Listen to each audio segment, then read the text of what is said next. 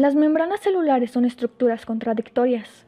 Estas películas oleosas son cientos de veces más delgadas que un hilo de seda de araña, pero lo suficientemente fuertes para proteger los contenidos delicados de la vida, el citoplasma coaguloso de la célula, el material genético, los organelos y todas las moléculas que se necesitan para sobrevivir.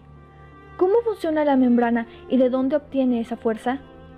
En primer lugar, es tentador pensar en una membrana celular como la piel apretada de un globo, pero en realidad es algo mucho más complejo. En realidad está en movimiento constante, desplazando los componentes hacia atrás y adelante para ayudar a tomar alimentos y eliminar residuos. La membrana celular obtiene esta elasticidad, flexibilidad y funcionalidad combinando una variante de componentes flotantes, que los biólogos llaman mosaico fluido. El componente primario del mosaico fluido es una molécula simple llamada fosfolípido. Un fosfolípido tiene una cabeza polar cargada eléctricamente, que atrae agua, y una cola no polar, que la repele. Se emparejan cola con cola en una hoja de 2 capas, solo de 5 a 10 nanómetros en un espectro que se extiende alrededor de la célula.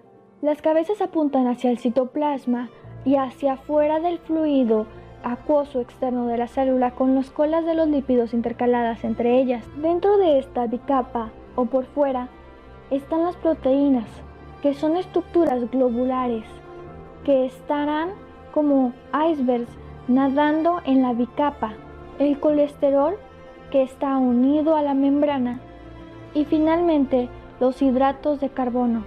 Las proporciones son proteínas 55%, fosfolípidos 25%, colesterol 13%, hidratos de carbono 3% y otros lípidos 4%.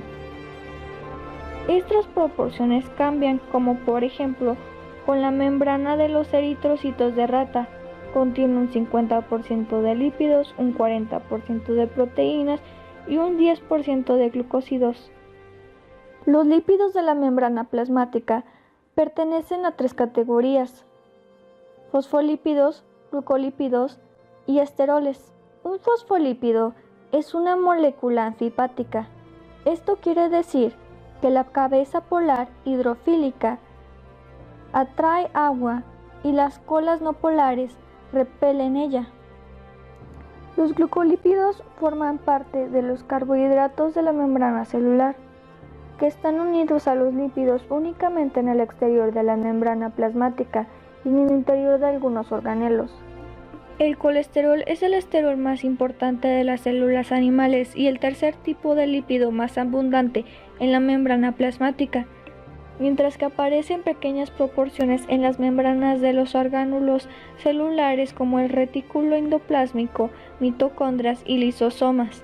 El colesterol no aparece en las membranas de las plantas. La función principal de los esteroles es permitir la fluidez de las proteínas en el interior de las membranas. La capa exterior contiene glúcidos en su superficie. Estos glúcidos son oligosacáridos unidos covalentemente a los lípidos, formando glucolípidos, y también a las proteínas, formando glucoproteínas. A este conjunto de oligosacáridos unidos a lípidos y proteínas se les llama glucocálix, cuyos componentes forman marcadores celulares distintivos que permiten a las células reconocerse entre ellas. Estos marcadores son muy importantes para el sistema inmunológico, pues le permiten diferenciar entre las células del organismo y de las extrañas. Es decir, que el glucocálix determina la identidad antigénica de la célula. Por otro lado, los esteroles, que son derivados del colesterol, están presentes en la membrana plasmática de las células eucariotas y por lo general son más abundantes en las células animales. Los esteroides no existen o son escasos en las membranas de las células procariotas. La función principal de los esteroles es permitir la fluidez de las proteínas en el interior de la membrana. La fase hidrofóbica de la bicapa de lípidos hace que la membrana sea semipermeable. Así, por ejemplo, número 1. Es permeable al paso de moléculas hidrofóbicas pequeñas como oxígeno, dióxido de carbono y nitrógeno. Número 2. Es parcialmente permeable al agua, el etanol, el glicerol y la urea. Y número 3. Es impermeable al paso de iones como hidrógeno, sodio, potasio, calcio y cloro, al igual que de moléculas hidrosolubles como glucosa, aminoácidos y la mayor parte de las moléculas polares. Las membranas biológicas contienen un índice porcentual entre lípidos y proteínas de aproximadamente 50:50. Sin embargo, esto es variable. Por ejemplo, en una neurona puede ser del 75:25 y en la membrana mitocondrial de 25:75. Con base en el tipo de asociación entre una proteína y la bicapa lipídica, las proteínas se clasifican en: número 1. Proteínas periféricas o extracelulares. Estas se adhieren solo temporalmente a la membrana, ya sea a la base hidrofóbica o a las proteínas de membrana, mediante interacciones hidrofóbicas, electrostáticas o de otro tipo no covalente. El número 2. Proteínas integrales o intracelulares. Estas se encuentran ancladas con firmeza a la fase hidrofóbica, principalmente a través de interacciones hidrofóbicas o incluso por medio de enlaces covalentes, siendo por ello elementos permanentes de la membrana. Algunas de estas proteínas abarcan solo una parte de la membrana, mientras que otras la atraviesan a esta de un lado a otro, y están expuestas hacia ambos lados. Las que se extienden por toda la membrana se denominan proteínas transmembrana.